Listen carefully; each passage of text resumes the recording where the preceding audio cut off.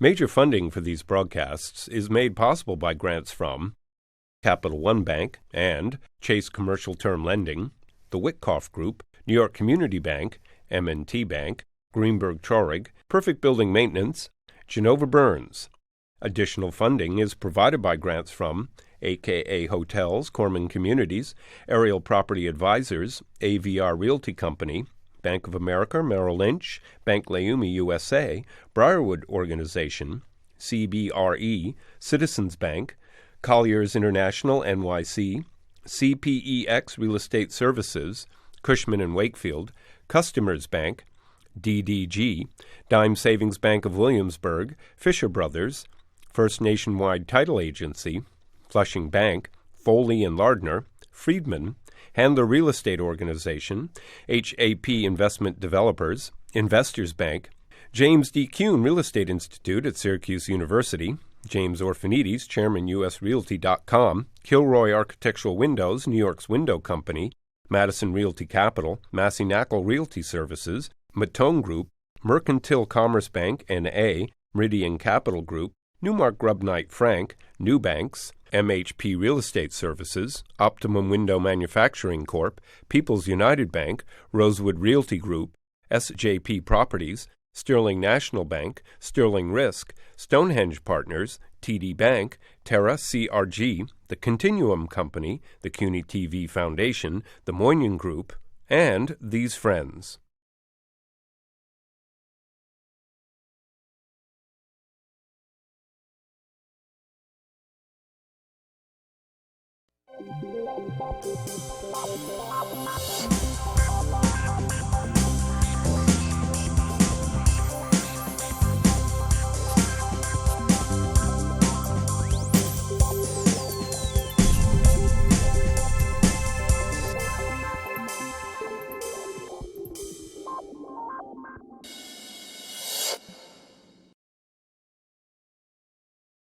There's a city in New Jersey that's been growing by leaps and bounds. And as I rub my crystal apple, I say, what is going to be the city with the largest population in the Garden State? And it's Jersey City. So today I've assembled this group of business leaders to provide their insight in what's happening in Jersey City. My guest today is the real estate attorney who knows every deal in Jersey City, Eugene Paolino, who is a senior partner at Genova Burns. Then I have this developer who understands what's happening in Jersey, Anthony Bastardi, who is the chairman and CEO of the Strategic Development Group. And then we need to know who's renting in Jersey City, who's leasing space, who's coming to Jersey City. My friend Joel Platt, who is an associate with Liberty Realty. And last but not least, if you don't have the money, you can't build in Jersey City. So I have Jersey City born and bred Kevin Cummings, who even worked on construction jobs when he was going to graduate school in Jersey City. We were saying prior to the show, you are becoming a tour guide to Jersey City. All these people from New York, from China, from Israel are saying, I want to go to Jersey City. That's true. And I have the pleasure of pointing out the areas in the city where development is happening, can happen, and are of interest to these guys, these fellows. And it's all over the city. But you've spent your career close to 40 years in New Jersey and predominantly Jersey City. What has created this impetus, okay, this development over here? You know, I got a guy who's Jersey City born, Ironbound, Newark. You know, he's Fort Lee, so I wouldn't know. But what has created this impetus? It's always been Manhattan, New York. The proximity to Manhattan, the views everyone knows about, but the transportation system between Jersey City and Manhattan is unparalleled. I mean, ferries, path trains, cars, buses. The Manhattan's workforce comes out of New Jersey.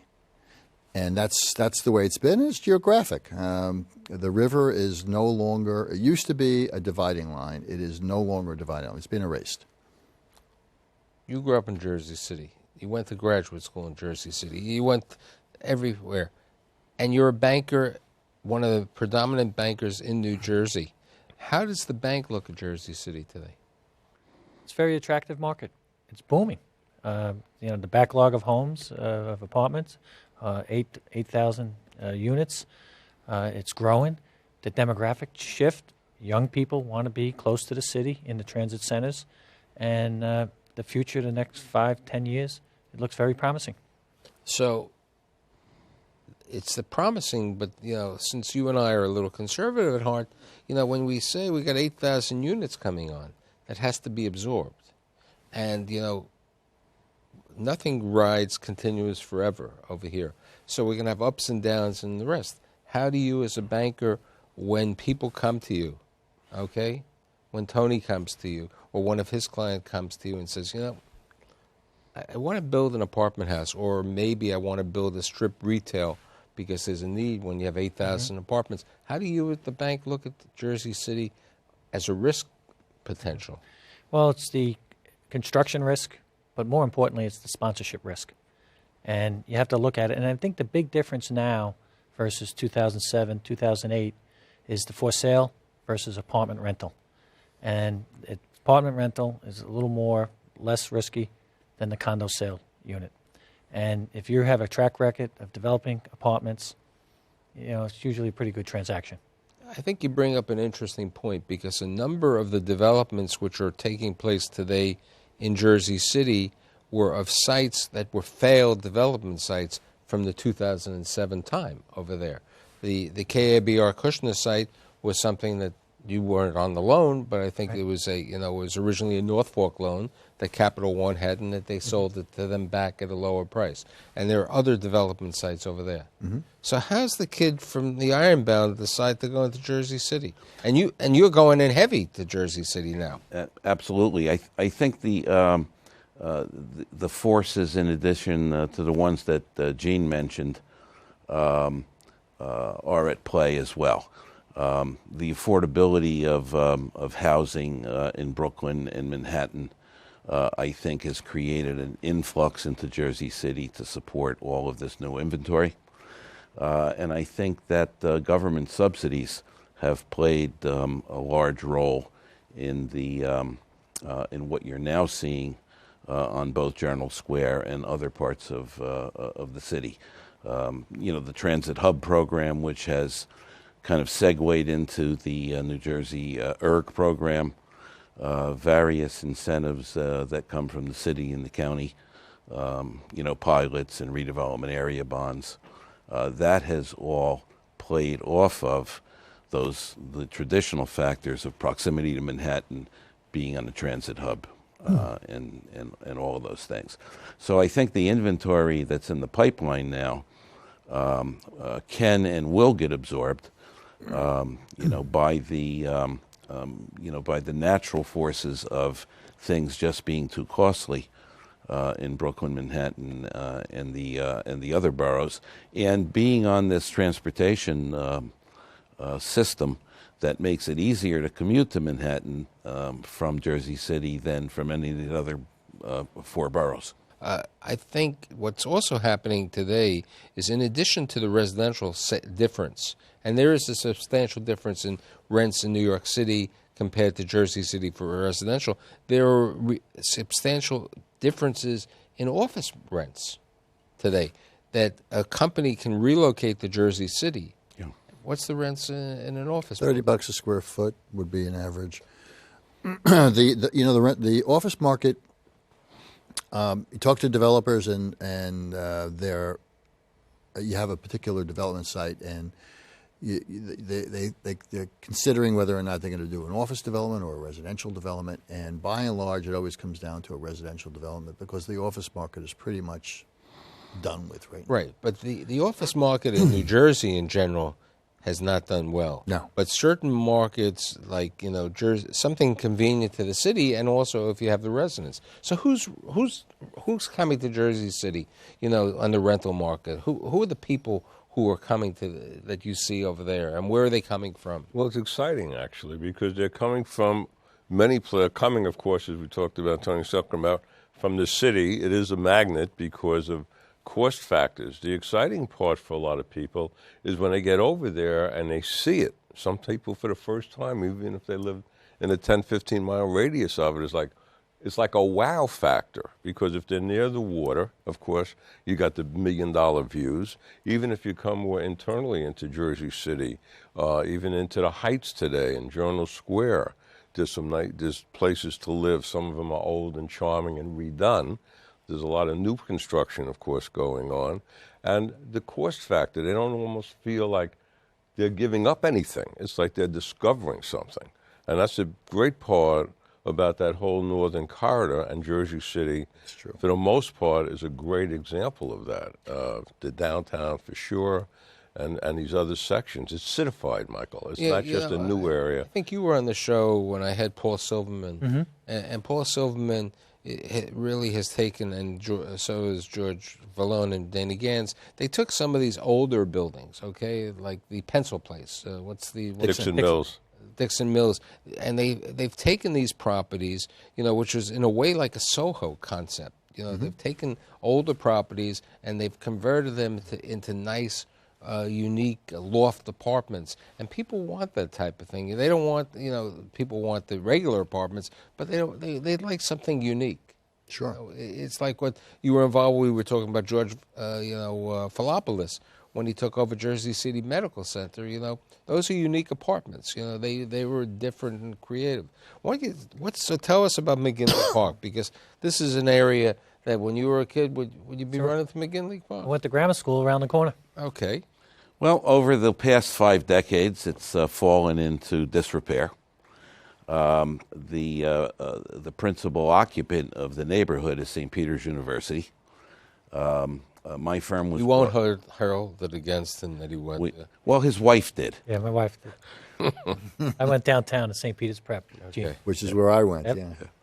yeah. St. Peter's University is the principal occupant in that neighborhood. And when we got involved at St. Peter's about 6 years ago, it became clear that we had to transform the neighborhood in order for St. Peter's to continue to flourish. So McKinley Square seemed like the place to do it. St. Peter's owns 1.25 acres right in the center of McKinley Square, a surface parking lot. So we've been working pretty hard for the past 5 years creating a multifaceted project. It'll comprise a park similar to Rockefeller Center, skating ring, fountains, farmers market, a band shell for concerts. And that'll be a joint effort between the city, the county, St. Peter's, and our development entity. And then right next to it, a 20-story tower comprising a couple floors of retail, a 10-screen cinema, a supermarket, a bank branch, not investors, and I still had him on the show.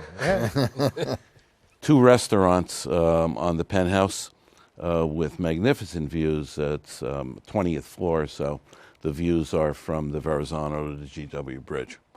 And all of that will go to transform this neighborhood. And then I think we're going to see infill between McKinley Square and Journal Square. It's about 0.7 of a mile on Bergen Avenue.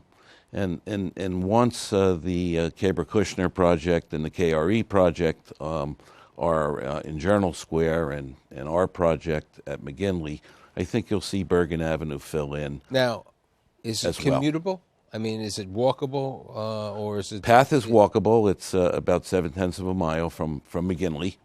We're, of course, going to have a shuttle.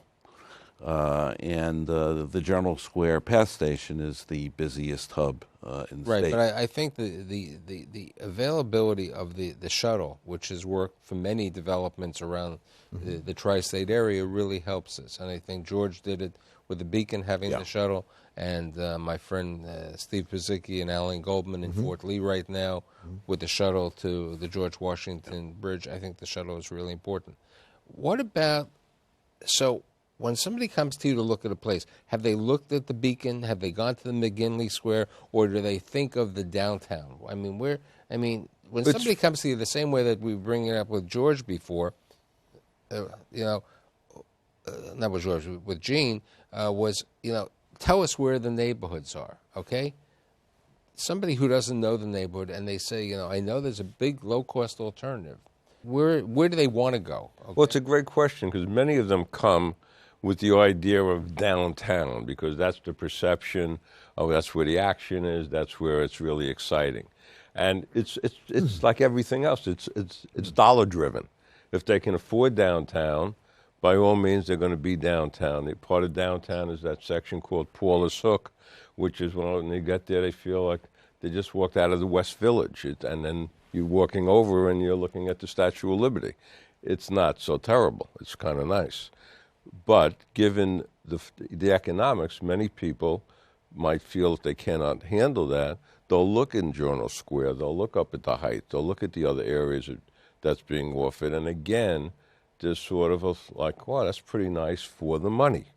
So a lot of it's driven by the economics, Michael, and they have a lot of choices now. You have to have the appropriate retail within a neighborhood for the tenants. Now, we've done that in certain parts of my joke is, Duane Reade's and Walgreens are really small supermarkets, and then they sell prescription drugs as an aside.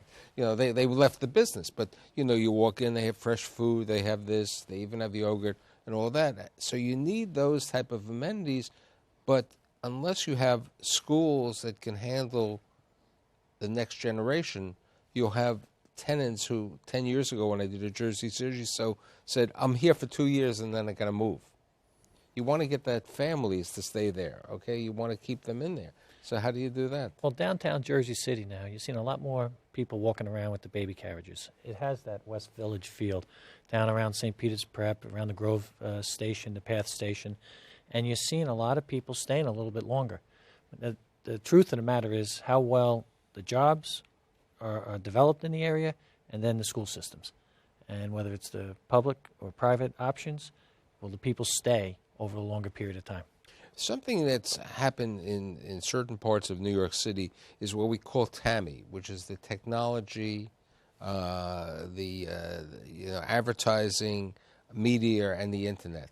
And part of it is an entity called WeWorks and the co-sharing. There are rumors and discussions that WeWorks, who has gone into Brooklyn right now, who's gone into other parts, and they're in 13 cities around, are even thinking of Jersey City, and they're also thinking of We Live. Have you heard anything about that? Yes, I have, but I think that it's natural for a co-working facility to be located in Jersey City. It has it has the young population, it has a thriving workforce, it has the proximity of Manhattan. Everybody is connected on the internet. They can do work wherever they need to. The costs are much lower. That concept, you talked about Regis earlier, that concept is a really vibrant concept. I have to tell you, sometimes when I come into the city, and people from out of town will tell you this too, there's a vibrancy in Manhattan. You can feel it in the air. There's electricity in the air.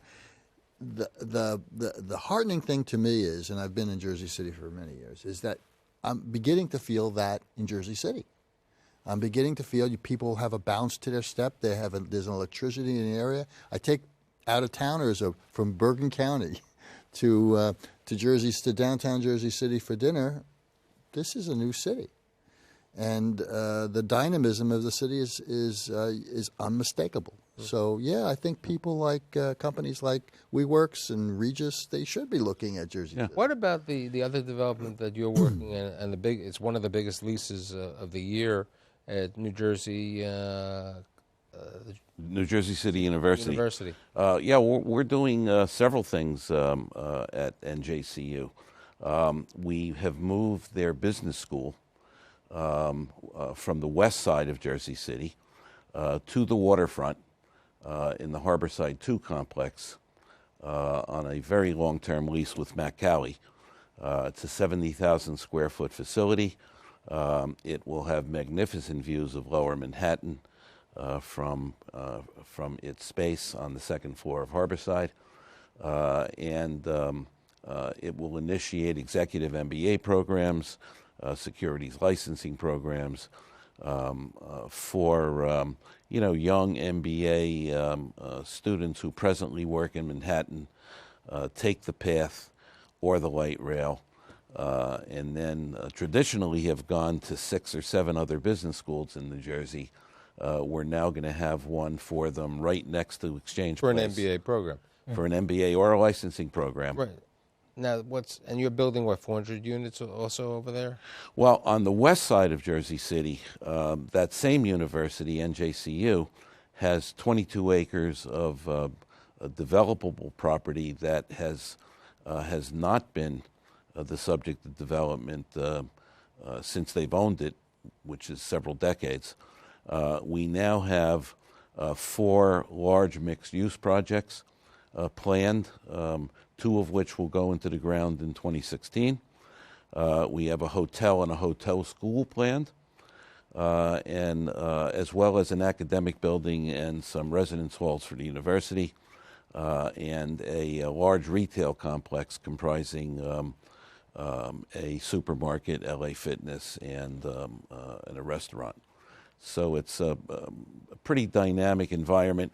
It's 4 blocks from the present light rail station on West Side Avenue, and we're going to put in a rubber tire trolley, which, the old-fashioned Savannah kind of rubber tire trolley.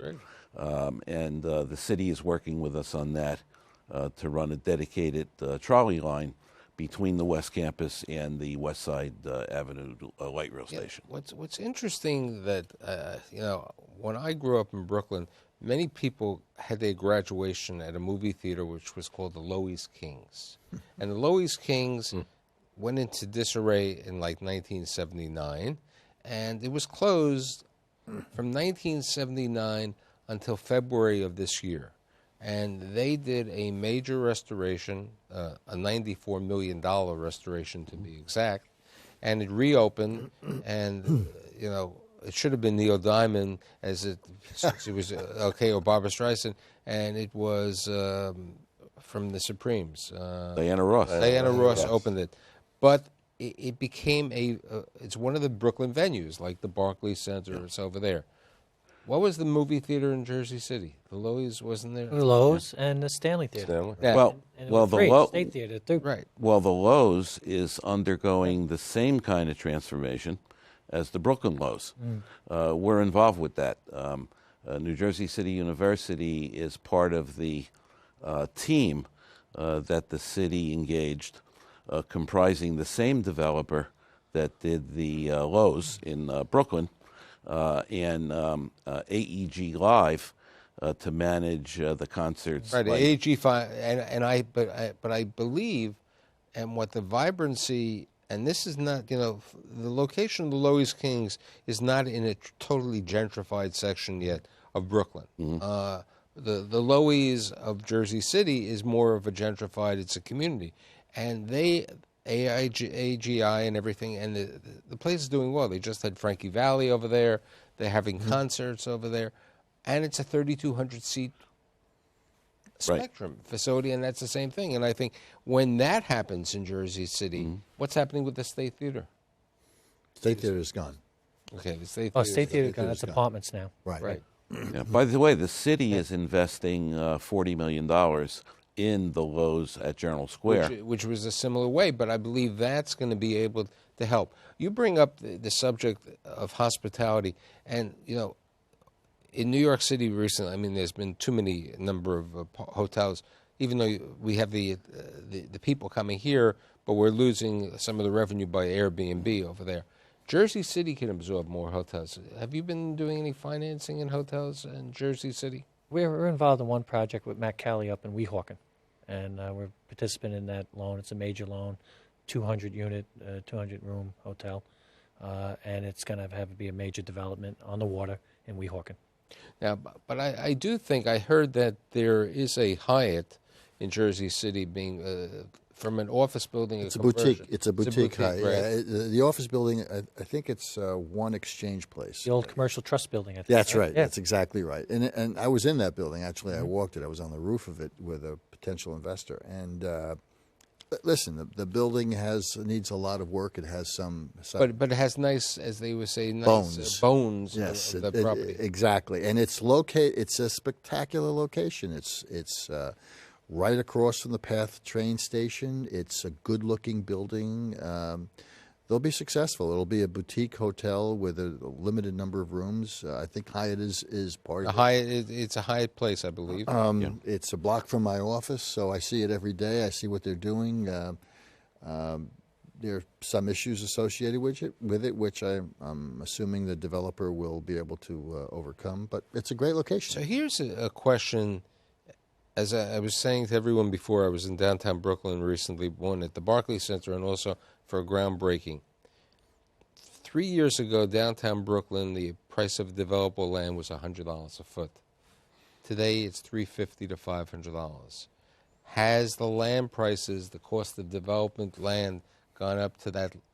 I'm not saying to that level, but has it become prohibitive that it's becoming maybe too expensive for a developer to come in? Because you got a banker who's going to say if it's a little too much, they got to keep it down. Yeah. Well, at McKinley Square, our property was valued at about $400 a square foot. The land. The land under that project that I described previously. But that's high for Jersey City. It certainly is. Substantial, because in the past, Jersey City land, I know the KBR, they bought it because out of a foreclosure, was like $30 a foot. Yep. But, we're talking about $100 a foot. Now we're talking about $400 a foot, and that really changes the perspective. Well, one of the things that affects the value of the land, of course, is the redevelopment plan that you associate with the land.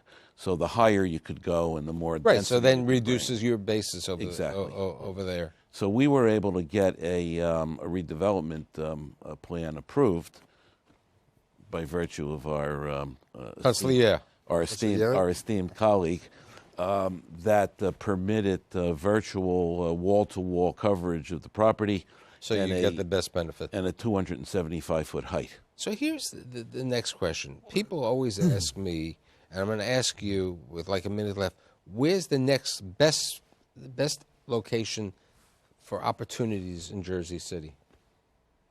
Where in Jersey City?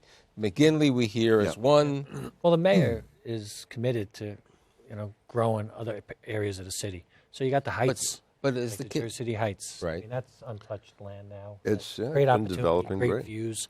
North of Christ Hospital. When you come through the Holland Tunnel, to the right, you see, the old Christ Hospital. North of there, that whole Palisades Avenue. So you see that as a potential over there. Yeah, and I think the west side is But also, even going down towards West Bergen and those areas. There are actually large swaths of areas. There's a Liberty Harbor North area, which is basically undeveloped area. It's on the Morris Canal. It faces the Statue of Liberty. What better location is that? Yeah. There's areas to the west of that. The mayor's attempt is to move development off of the water and further west, and that's the proper way to do it. So it sounds that my crystal, one of my people gave it to me, my crystal apple, it looks like it's shiny, and Jersey City is going to be shining, and I hope to have all of you back again in the future to talk about Jersey City and also New Jersey in general. I'd like to thank Gene, Tony, Joel, and Kevin, and I'll see you next week. Or, as they would say, you can find us on the internet, Twitter, LinkedIn, and all the other sources. See you soon. Thank you.